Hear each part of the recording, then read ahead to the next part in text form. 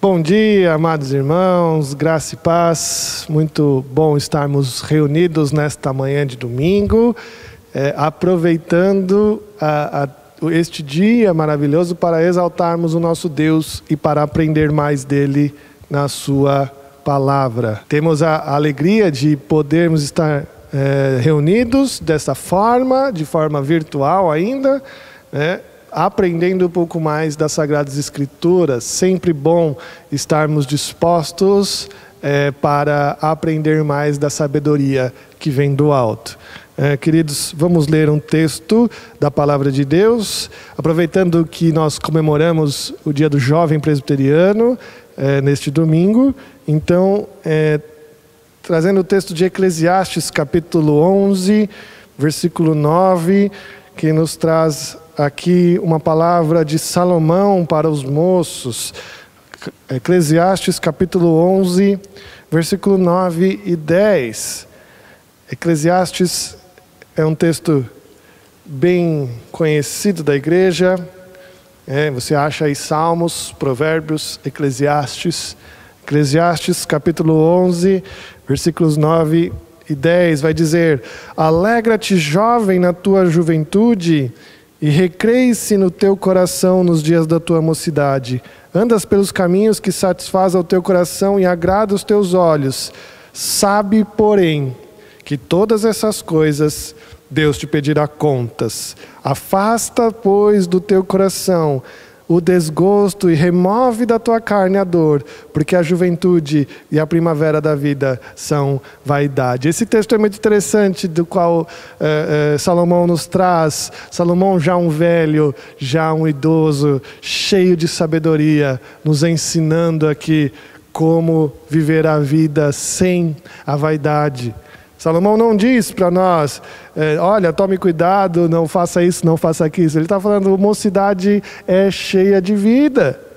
Você pode fazer as coisas, alegrar-se na tua juventude é legítimo diante da palavra de Deus. Mas devemos nos lembrar que de tudo que a gente faz, a gente dá contas ao Senhor. E Salomão nos traz a ideia de que todas as coisas, de tudo o que nós podemos ter em mente em toda fase da nossa vida, o que nós temos que ter em mente é: tema a Deus e guarda os seus mandamentos. Teme a Deus e guarda os teus mandamentos. Salomão ensinando a nós, aos jovens, a todos nós, a nos alegrar, sim, mas temer a Deus e guardar os seus mandamentos. Vamos orar então, irmãos? Senhor Deus, nós te agradecemos por esta manhã, pelo que o Senhor renovou mais uma vez as tuas misericórdias na nossa vida, ó Deus. Obrigado por isso. Obrigado por mais uma escola bíblica dominical, que nós possamos aprender mais da tua palavra, que nós possamos ser confrontados e consolados pela tua Escritura Sagrada, Deus. Nós te agradecemos por isso. Fica conosco durante toda esta manhã, em nome de Jesus. Amém. Amém. Vamos cantar alguns cânticos então, irmãos, que você possa cantar conosco esses cânticos agora, tá bom?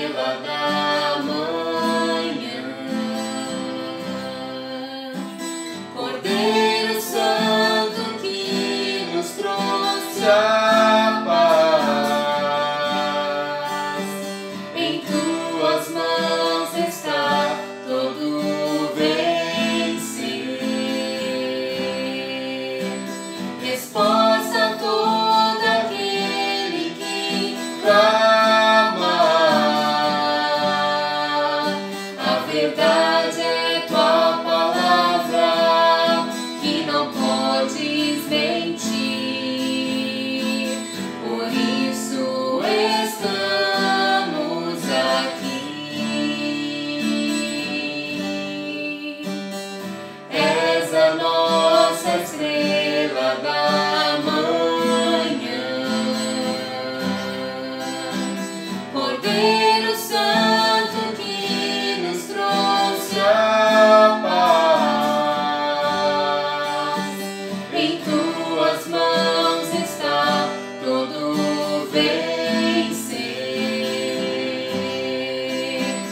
resposta a todo aquele que clama. A verdade é tua palavra, que não podes mentir. Por isso estamos aqui.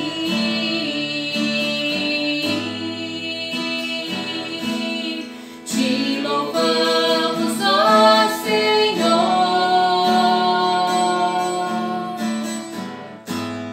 pelo teu imenso amor.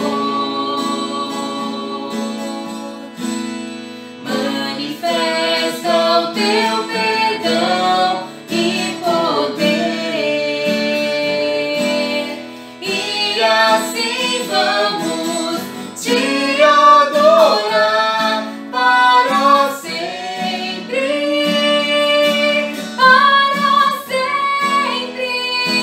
para sempre, ó meu Deus.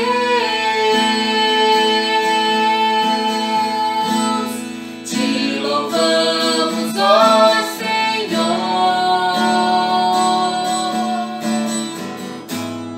pelo teu imenso amor. Manifesta o teu perdão e poder, e assim vamos te adorar para sempre,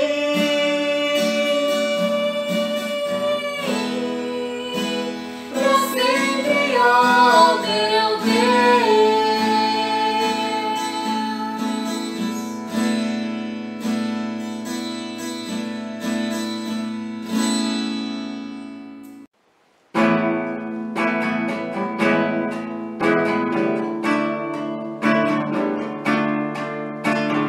Grande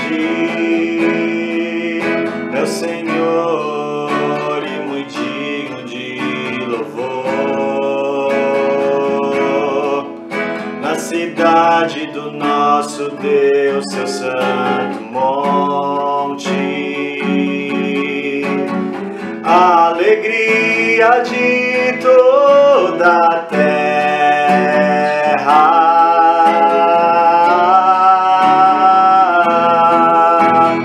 Grande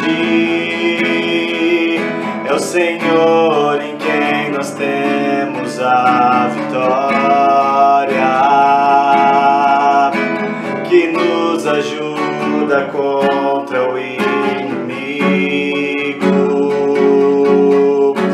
Por isso diante dele nos prostramos.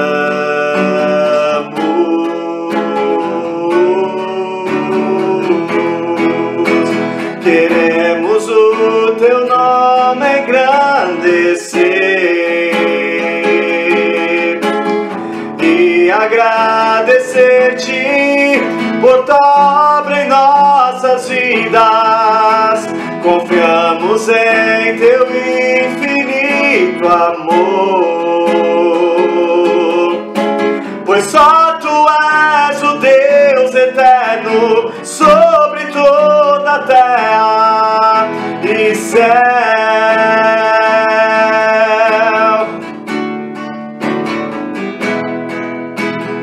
Grande é o Senhor e muito digno de louvor. Na cidade do nosso Deus, seu santo monte, a alegria de toda a terra.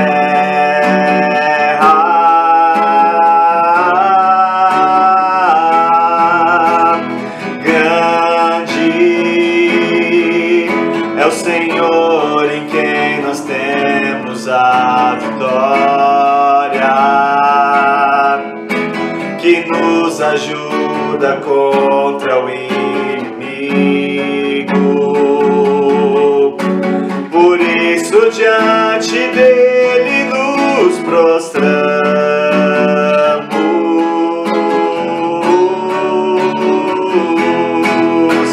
Queremos o teu nome engrandecer e agradecer-te por tua obra em nossas vidas. Confiamos em teu infinito amor, pois só tu és o Deus eterno sobre toda a terra e céu.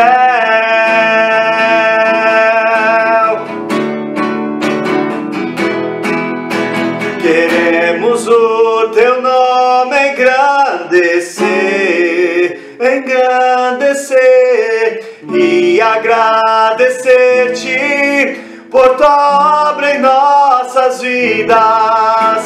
Confiamos em teu infinito amor, pois só tu és o Deus eterno sobre toda a terra e céu.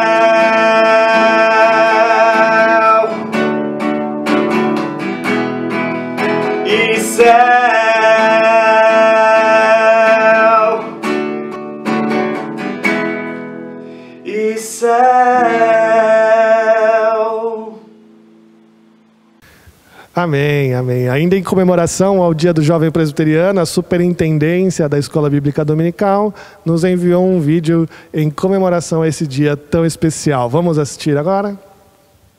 Bom dia, irmãos. Estou aqui em nome da nossa Sociedade Auxiliadora Feminina para falar com você, jovens da nossa igreja. No calendário presbiteriano, comemoramos no 3º domingo de maio o Dia Nacional do Jovem Presbiteriano. A nossa SAF sente-se honrada em fazer esta homenagem. E a nossa oração é que vocês permaneçam firmes no caminho do Senhor, buscando em todo o tempo, servindo e sendo exemplo.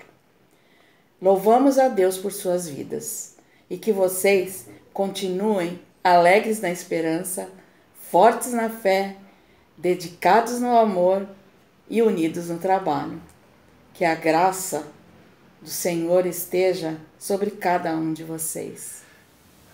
Muito bem, que legal. Bom ver, bom sabermos tantas coisas boas sobre os jovens presbiterianos. Queridos, vamos então dar continuidade à nossa Escola Bíblica Dominical. Agora vamos conhecer os nossos aniversariantes da semana e assim já vamos ter a aula com o pastor Nelson. Tá bom? Fiquem com Deus, um bom domingo a todos, até mais.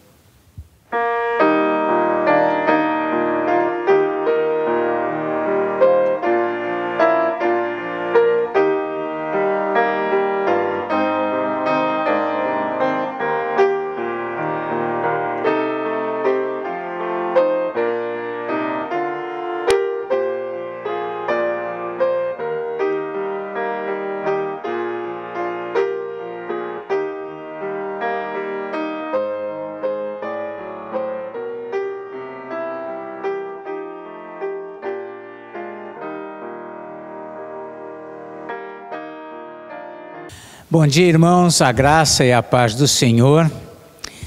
Dando prosseguimento então na nossa escola dominical desse domingo.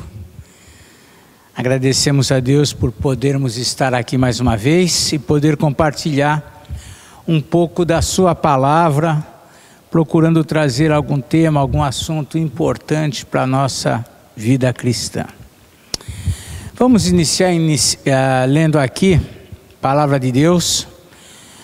2 versículos, ou melhor, 2 textos. Um se encontra no Salmo 63. Salmo 63, os irmãos podem ir abrindo. Salmo 63, versículo de número 1 a 3. Salmo 63, 1 a 3.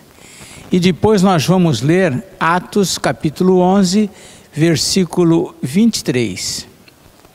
Então vamos ler primeiramente o Salmo 63, 1 a 3.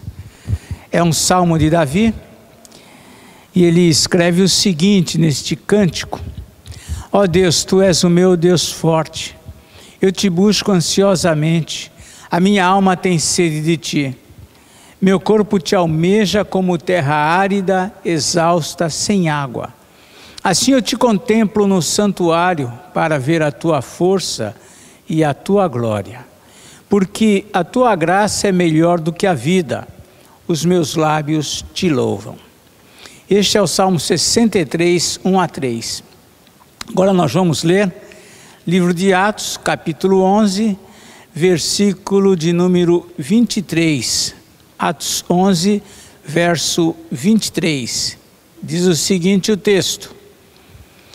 É um texto que relata aqui sobre Barnabé, quando ele foi visitar a igreja de Antioquia e conferiu o que estava acontecendo lá após a ministração ou a pregação do evangelho. Diz assim o relato: tendo ele chegado e vendo a graça de Deus, alegrou-se e exortava a todos que com firmeza de coração permanecessem no Senhor. Vamos, irmãos, vamos orar, pedir a Deus que Ele mesmo venha ministrar ao nosso coração, ao nosso entendimento nesta manhã. Senhor nosso Deus, te agradecemos pela oportunidade de estarmos podendo ouvir a Tua palavra. Rogamos que o Senhor mesmo venha a cuidar do nosso coração, ministrar na nossa vida nesta manhã. Ensina-nos, Senhor, a respeito da graça. Precisamos mais e mais conhecer a Ti e a sã doutrina. Nós oramos agradecidos em nome de Jesus. Amém. Muito bem, irmãos, de acordo com os dois textos, creio que os irmãos podem imaginar que nós vamos falar acerca da graça. Da graça. Muito bem. A vida do homem é provavelmente, certamente, é o bem mais precioso que possui. De tudo que o homem possa desfrutar, a vida é o que há de mais necessário, é o que há de precioso, é o que é imprescindível para ele. Pela vida nós somos capazes de dar tudo quanto temos. Nós somos capazes de abrir mão de todas as coisas, mesmo aquelas que nós mais valorizamos. Nós vemos isso até quando Jesus falou sobre a parábola do homem rico, que guardou tanta coisa, acumulou tantas coisas.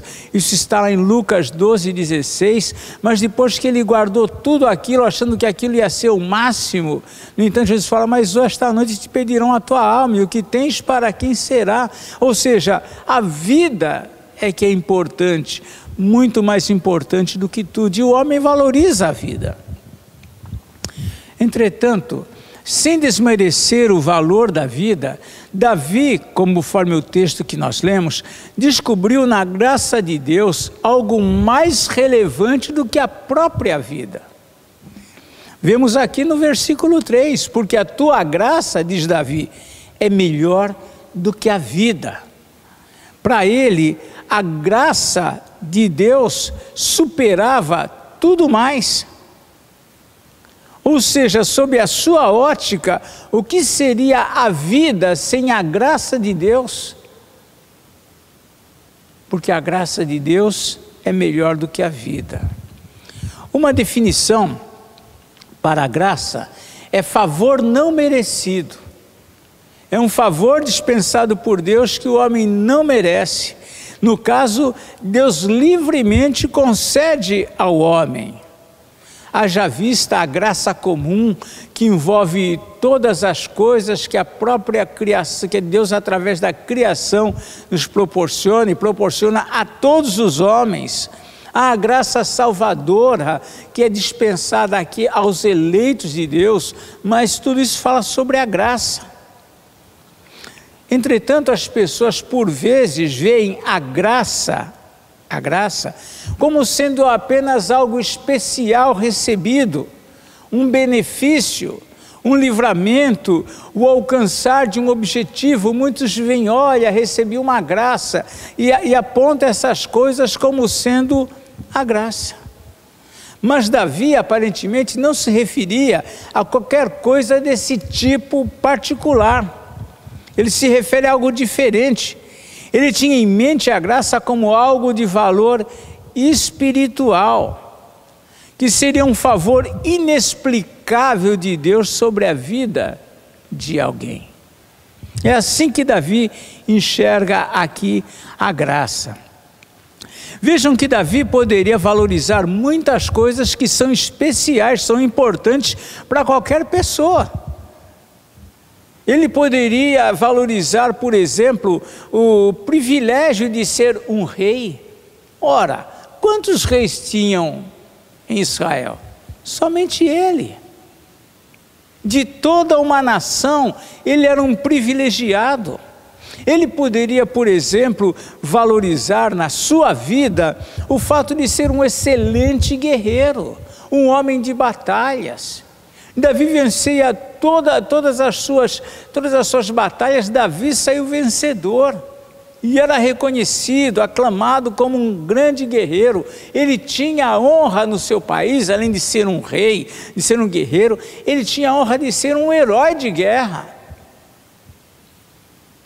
Poderia também valorizar as riquezas que ele tinha. Ele acumulou muitas riquezas, despojos de reinos, de povos muito maiores que Israel. Davi acumulou.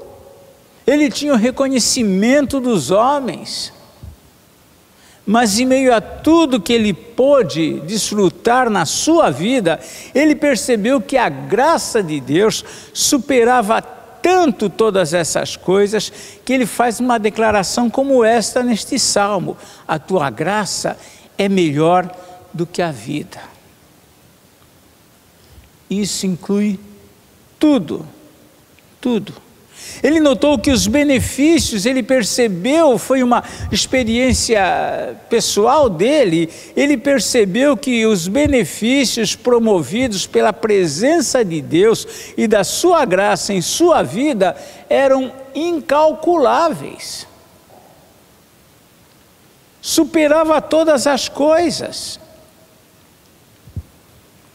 À luz da Bíblia, nós vemos que a graça de Deus é algo indescritível. Não tem como nós descrevermos a graça. Não tem como nós também tirarmos essa graça de nós e colocar na vida, na mente, no coração de alguém. A graça de Deus é algo indescritível. Ela age no íntimo daquele que desfruta da sua presença. Ela tem o poder de fazer com que alguém se sinta em paz, se sinta descansado, sobrenaturalmente, mesmo em meio a um quadro dos mais dramáticos da vida. Ela tem esse poder de dar paz e descanso no contexto mais difícil que alguém possa passar. Ela é algo sobrenatural.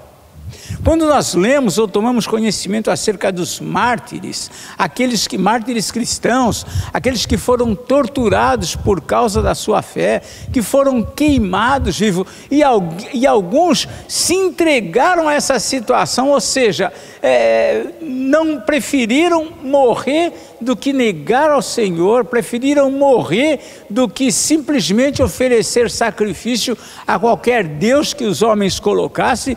Muitos, quando fizeram isso, com certeza nós cremos sinceramente que eles foram sustentados, fortalecidos pela graça.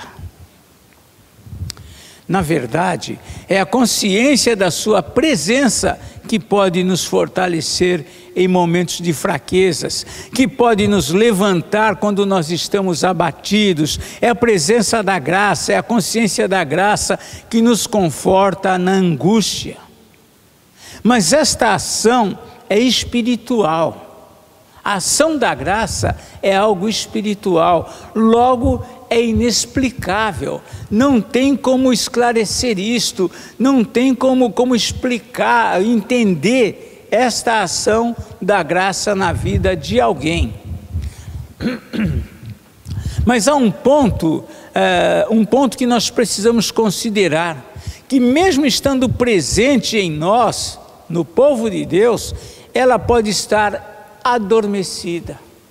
A graça pode estar presente no entanto, não se manifestar. E isto se dá pelo fato de nós mesmos a ignorar. Nós mesmos não manifestarmos, não trazer à mente, à memória, à consciência a sua presença.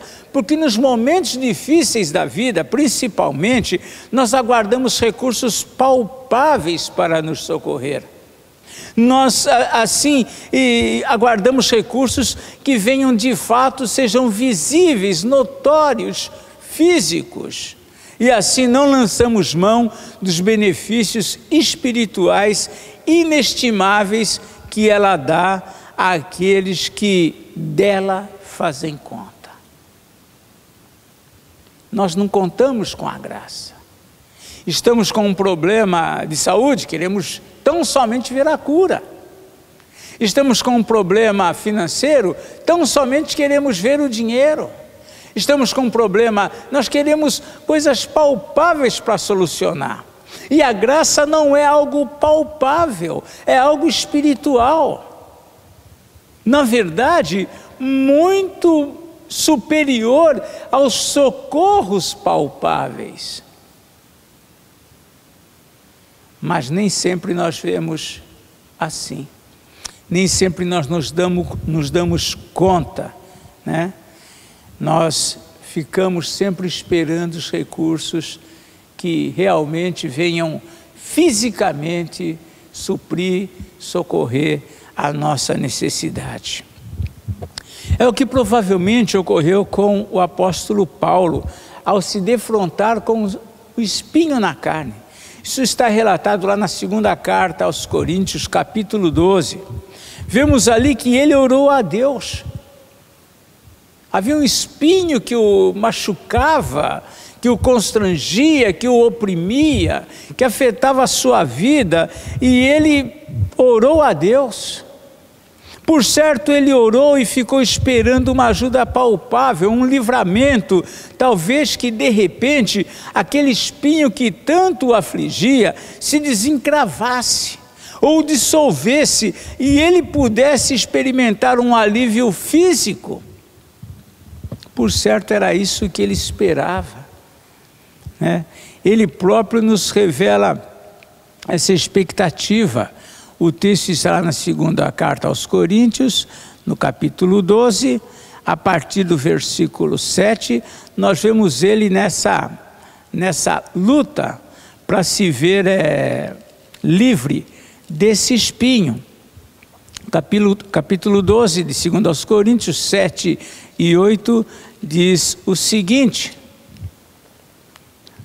Ele diz assim, experiência dele: por causa disso, 3 vezes pedi ao Senhor que o afastasse de mim.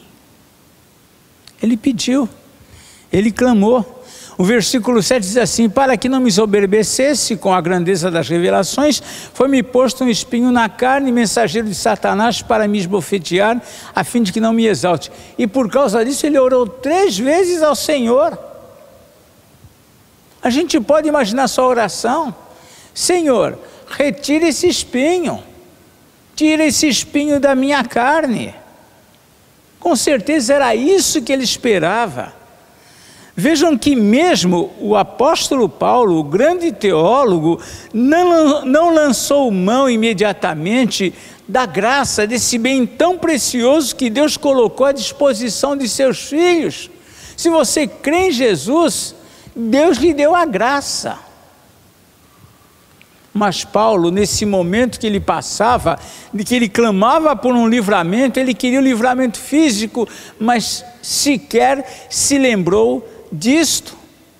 Vejam ainda que ele insistiu com isso 3 vezes, 3 vezes pediu ao Senhor. Certamente essas 3 vezes foram 3 vezes em tempos diferentes, em momentos diferentes.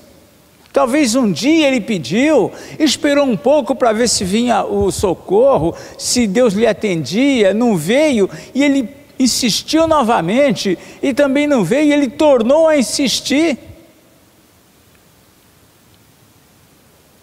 Ele insistiu porque ele aguardava o alívio desenhado por ele, o alívio conforme ele esperava, conforme ele tinha em mente. No entanto, Deus o socorreu, sim, mas não com o livramento que ele esperava, e sim com um despertamento, um despertar para algo que na verdade já estava presente em sua vida, já estava à sua disposição, porém naquele momento era ignorado por ele. Deus o despertou para a presença da sua graça na vida dele. Quando ele está nesse clamor, o Senhor, ao invés de atender como ele aguardava, o Senhor diz assim, ele mesmo registra, Paulo, que o Senhor lhe disse: a minha graça te basta. A minha graça te basta. O Senhor apenas o lembra de algo que já estava na vida dele, que já estava à sua disposição, mas Paulo não tinha ainda lembrado, considerado sobre isso. E o resultado desse despertamento de Deus na vida dele acerca da graça, traz um resultado extraordinário. Vejam que em resposta a isto, Paulo se dispõe agora com essa força, com essa consciência da graça.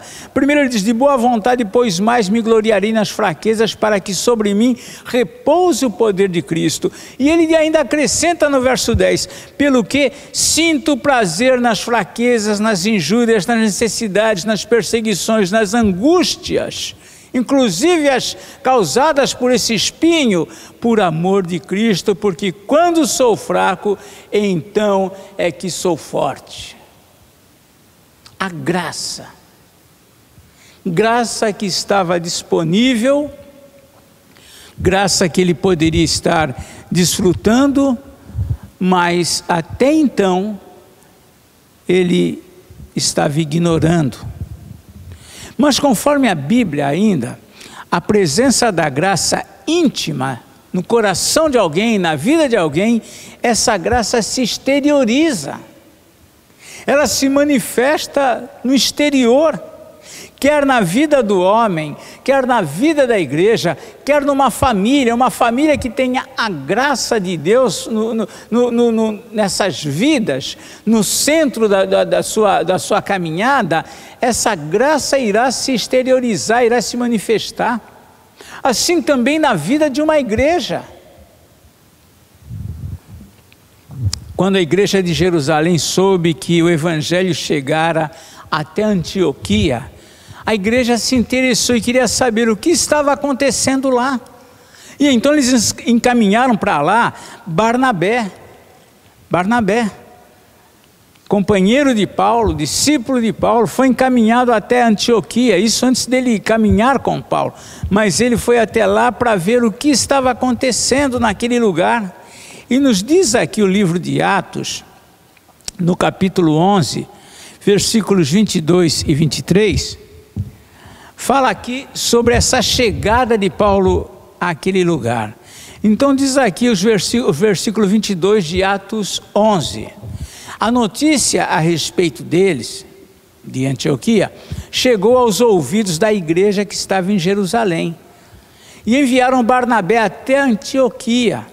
E diz aqui o texto: tendo ele chegado e vendo a graça de Deus, alegrou-se, exortava a todos, etc, etc. Nós vemos que quando ele chega naquela igreja, se destaca essa visão, essa percepção que ele teve.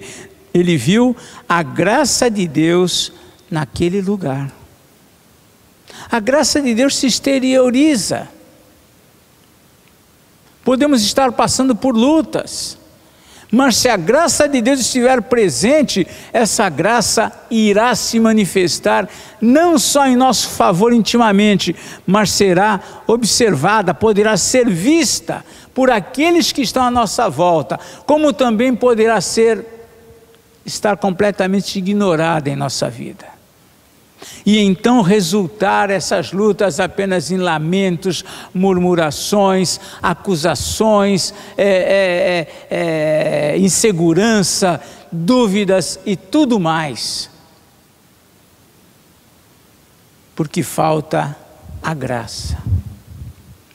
Então nós vemos aqui que a graça, esse favor, esse algo espiritual de Deus pode ser perceptível na nossa vida, na vida daqueles que detêm, que fazem uso da graça. Mas vemos ainda que essa graça de Deus, esse algo tão especial, pode se manifestar especificamente. Em algumas situações, particularmente, ela pode se manifestar. Situações, às vezes, que nós não valorizamos. Nós vemos aqui na carta de Paulo aos Coríntios, no capítulo 8, uma experiência aqui interessante, quando ele estava para encaminhar para Jerusalém é uma oferta. Diz aqui, em 2 Coríntios, capítulo 8, versículos 3 e 4, uma coisa interessante registrada por Paulo a respeito da graça. Vejam que eles estavam fazendo uma coleta para encaminhar para Jerusalém, que passava por fome, passava por uma situação difícil. Então, as próprias igrejas da Macedônia, que eram igrejas pobres, que passavam por necessidade, eles se dispuseram a ajudar. E vejam só como é que Lucas, o escritor de Atos, relata aqui essa situação. Então aqui é Paulo manifestando, né, Lucas escrevendo o que Paulo manifesta. Porque eles, testemunho eu, na medida de suas posses, e mesmo acima delas, se mostraram voluntários, pedindo-nos com muitos rogos a graça de participarem da assistência aos santos. Uma graça que se manifesta na participação. Essa atitude deles, essa ação deles de ajuda, era visto como uma graça por eles. Aquilo que ia tirar deles, talvez algo que também fosse importante.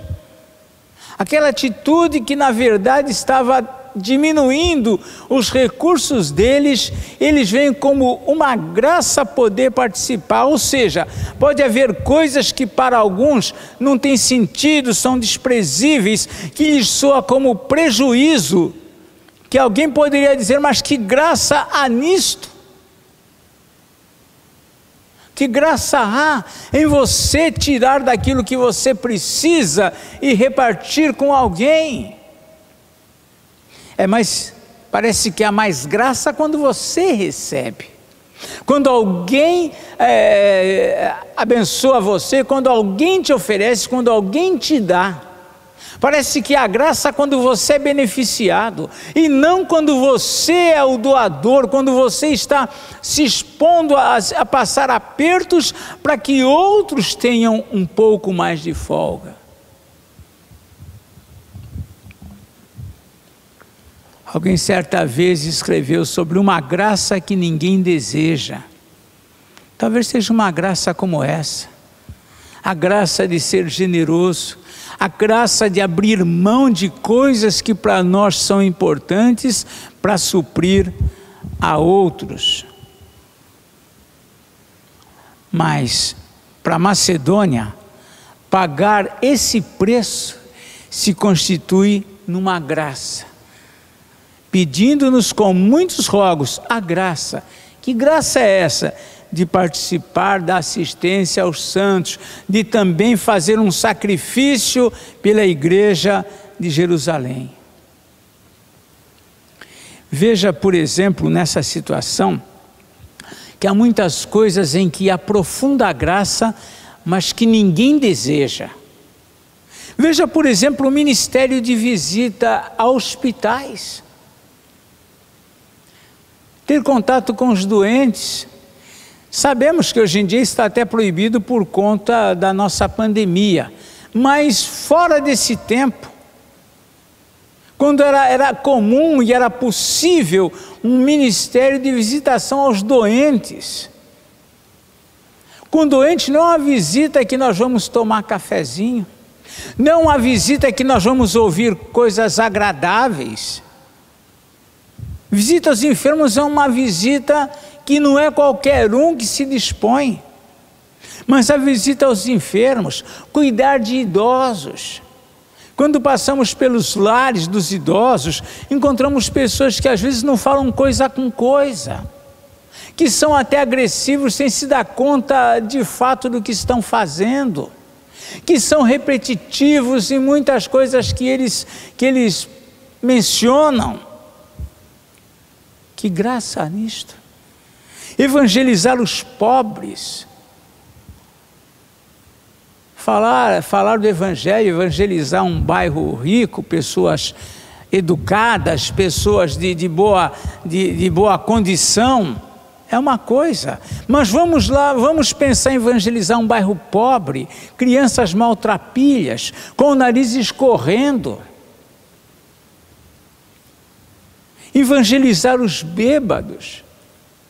Tem pessoas que têm esse ministério. Evangelizar aqueles que estão drogados, perdidos pelas ruas, pelas calçadas, embaixo das marquises. Evangelizar os presos. Veja que para a maioria esse tipo de trabalho é um fardo, é um peso.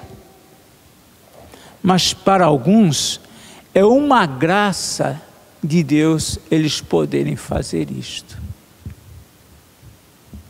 Graça realmente é algo extraordinário. A graça realmente é algo sobrenatural. Graça é algo incomum. A graça oferece prazer aos que dela fazem uso, mesmo em relação às condições mais difíceis.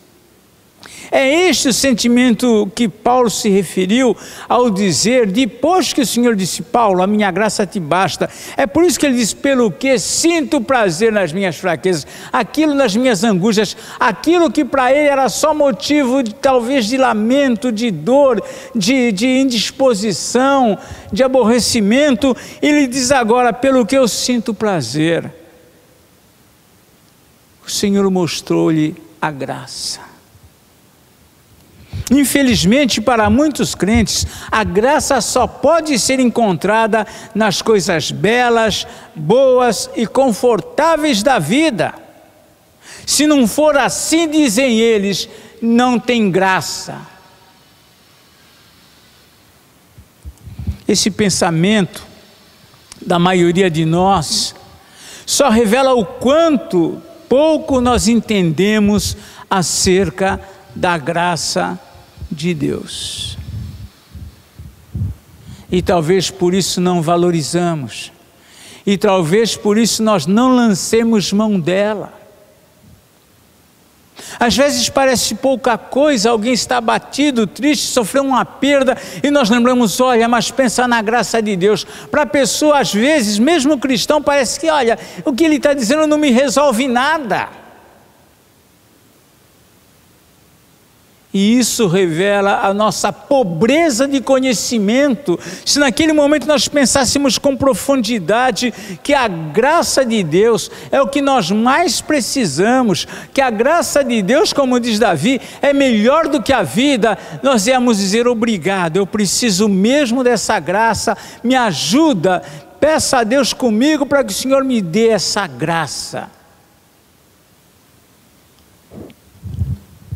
O fato é que quando nós conseguimos descobrir a graça em algum objeto, em alguma situação, em alguma pessoa, em qualquer coisa que antes nós desprezávamos, quando nós conseguimos descobrir a graça, miraculosamente aquilo se torna, que era um problema, se torna agora um bálsamo.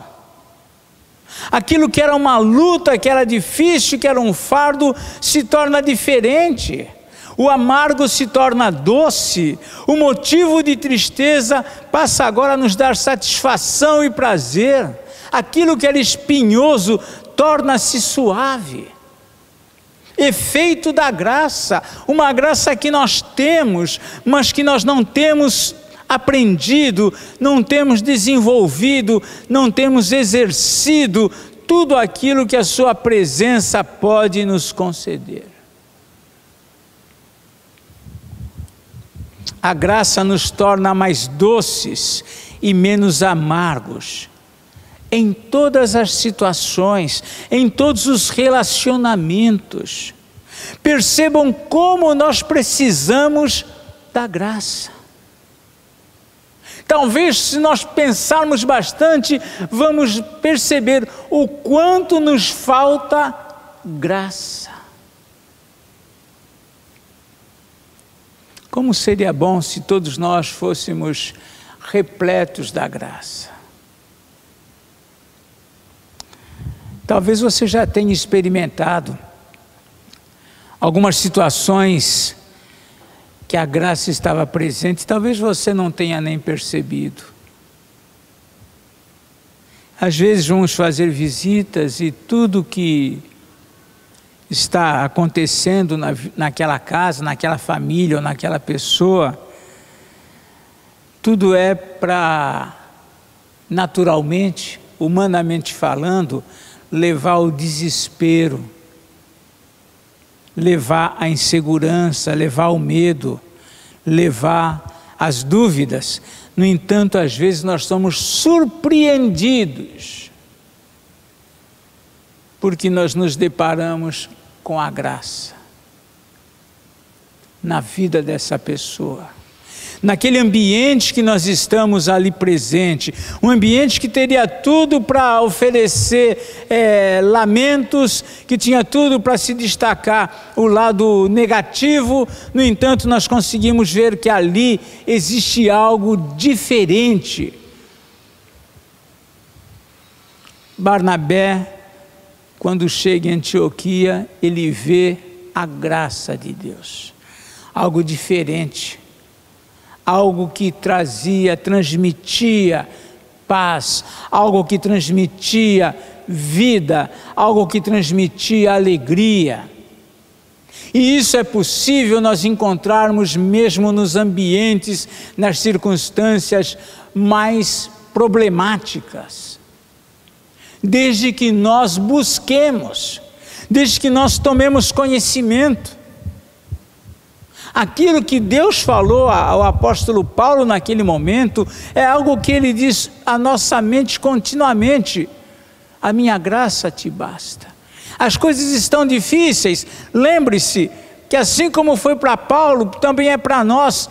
Quando Deus nos diz, a minha graça te basta, se nós tomássemos posse, se nós abraçássemos, se nós assumíssemos essa condição, essa presença da graça, com certeza a nossa vida seria mais alegre, nós seríamos mais felizes, nós seríamos menos resmungões, nós seríamos menos amargos. Em todas as cartas de Paulo, sem exceção, basta você começar a ler a partir de Romanos, você vai ver que no final dessa carta existe lá uma palavra de Paulo: a graça seja com todos vós. Paulo sabia,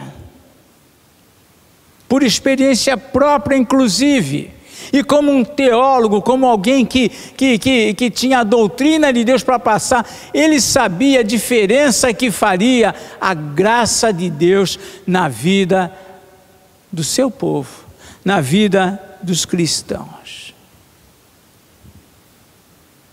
Como nós precisamos da graça, como eu preciso da graça.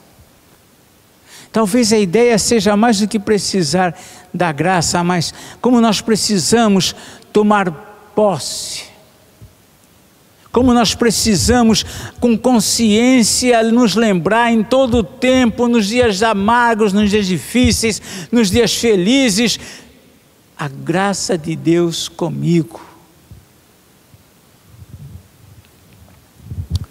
Finalmente, irmãos, é Pedro agora quem fala uma coisa importante sobre a graça. Sobre a graça. Ele está encerrando a sua segunda epístola, né? Segunda de Pedro, capítulo 3, ele está encerrando, e ele dá algumas recomendações finais. Ele começa aqui no verso 17. Vós, pois, amados, prevenidos como estáis de antemão, acautelai-vos, Não suceda que, arrastados pelo erro desses insubordinados, descaiais da vossa própria firmeza. E fala no 18: antes crescei na graça e no conhecimento de nosso Senhor e Salvador Jesus Cristo. Crescei na graça. Crescei na graça. É algo que nós precisamos, irmãos, desfrutar. Às vezes nós estamos passando necessidade em qualquer área, em qualquer situação, e o que nós estamos precisando para suprir a necessidade está ali do nosso lado e nós não percebemos. Certamente já aconteceu com você, você está procurando algo que você tanto precisa, está nas suas mãos. Até com o óculos da gente acontece isso. A graça está aí. Se você crê em Jesus, se você tem Jesus como seu Senhor e Salvador, Deus colocou graça no teu coração. Uma graça que nós precisamos fazer uso dela. Precisamos cultivá-la, precisamos exercitá-la, precisamos ter ela em mente. Crescei na graça. É possível, portanto, nós crescermos nessa graça. Diante de todas estas coisas, irmãos, cabe avaliar-nos, nós mesmos, avaliar nossa vida, como temos vivido em relação a isto. Será que não nos falta tantas vezes lançar mão da graça? Como eu disse, nós somos inclinados a desprezar a graça. Nós somos inclinados a querer o socorro que nós estamos pedindo. E por vezes, não valorizar, não atentar para a graça que Deus nos dá. Como temos vivido com respeito à graça? Será que as pessoas veem a graça de Deus em nossa vida? Será que nos dias alegres nós mostramos a graça de Deus? Será que nos dias difíceis as pessoas ainda assim podem ver em nós a graça de Deus? Se elas não veem, não é porque nós não temos, é porque nós não estamos buscando ela para expor, para viver, para nos preencher nesse momento. É por isso que elas podem não ver. Paulo não estava manifestando a graça enquanto buscava o livramento, a solução para o seu espinho. Mas havia no coração dele, havia na vida dele algo que era suficiente para que ele superasse, para que ele suportasse aquilo. Por isso que quando Paulo toma posse, quando ele traz a memória, quando ele fala, puxa, é mesmo? Então muda tudo. Pelo que, diz ele, sinto prazer nas fraquezas, nas angústias. Aquilo que produzia amargura, murmuração, passa a produzir louvor a Deus, exaltação ao nosso Senhor, louvor e enaltecimento de Jesus Cristo.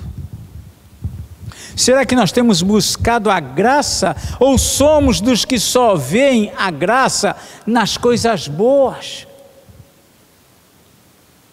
A maioria é assim. Só a graça nas coisas belas, confortáveis, agradáveis, que dão prazer. Mas a graça está em toda e qualquer situação. Será que ela está presente na vida de nossa igreja? O que nós temos feito com relação a isso? Nós somos parte desse corpo.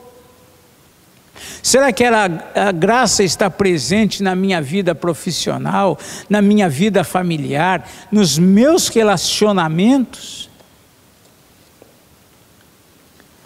Graça é algo maravilhoso. O efeito da graça é indescritível. E é por isso que nós destacamos aqui essa visão de Davi acerca da graça, né? Ele inicia este salmo dizendo que ele busca a Deus ansiosamente, que a alma dele tem sede de Deus, e é nessa presença de Deus que ele encontra esta graça.